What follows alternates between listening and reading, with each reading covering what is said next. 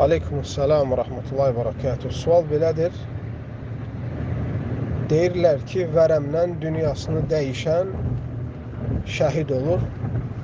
Bilmək istəyirəm ki, hansısa xəstəlikdən dünyasını dəyişən şəhid olurmu? Olursa, hansı xəstəliklərdir? Cavab odur ki, bəli, hədisdə gəlmişdir. Peyğəmbər s.ə.v nifasdan ölən qadına şəhid demişdir. Yəni, doğumdan sonra doğum səbəbi ilə qan axmadan, onun ağrısından ölən qadına şəhid demişdir. Qarın ağrısından ölənə Peyğəmbər s.ə.v şəhid demişdir. Uçuntu altında qalıb ölənə Peyğəmbər s.ə.v şəhid demişdir.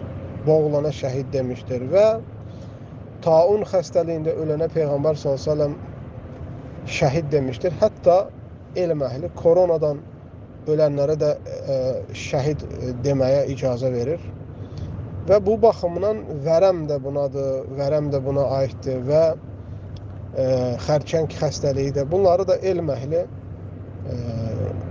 bu səbəbdən ölənlərə şəhidlik ümidini edirlər Allah Taala'nın izni ilə. Sadəcə biz heç kəsə özünə deyə bilməzdik ki, şəhid oldu. Çünki bu qeybi məsələdir.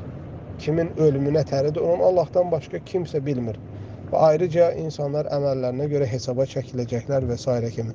Biz sadəcə ümid edirik ki, belə bir xəstəliklərlə vəfat edənlər Allah qatında inşallah şəhid olmuş olsunlar.